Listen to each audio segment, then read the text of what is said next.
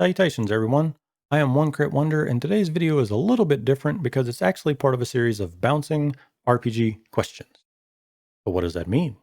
Well, it means myself and about a dozen other RPG YouTube channels have come together with a collaborative series of videos where each one is going to answer the question from the previous video and then ask one for the next channel to answer.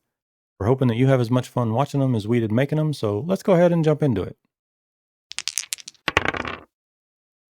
The question that I have been tasked with answering comes from Eric of Fry Minis, a YouTube channel dedicated to helping you make your gaming table a friendly and inclusive gaming space.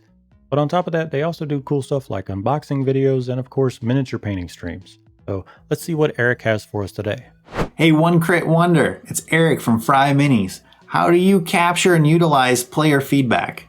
Wow, Eric, this is a really great topic because feedback is right up there with good communication in terms of having a successful and fun RPG campaign.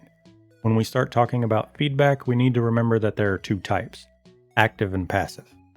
Active feedback is a lot of the stuff we've heard of before and are probably already using, like running a session 0, asking people at the end of a session or an important story arc how they're doing, whether they're having fun.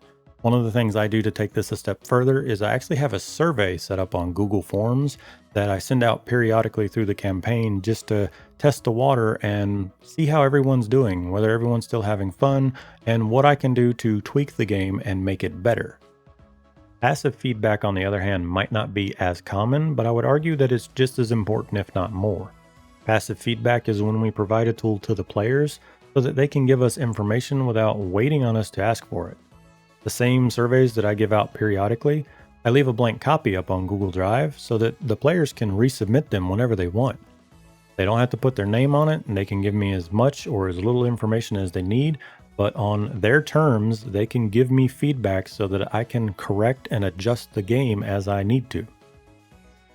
Fry Minis talks a lot about making your gaming table a friendly and inclusive place, so I know Eric knows about RPG safety tools like X cards and lines and veils. These are forms of passive feedback.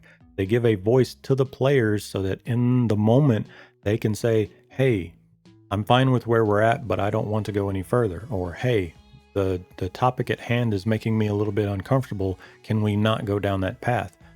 You're giving the players a tool to give you information on their terms. You're not waiting until the end of a session or until the end of a story arc to find out that your players aren't having fun. And that's really important, y'all.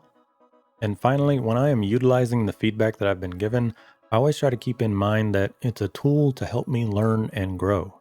I shouldn't take it personally that somebody had a critique or wished I would have done something slightly different. They have just given me more information to work with, and I can make better, more informed choices in the future.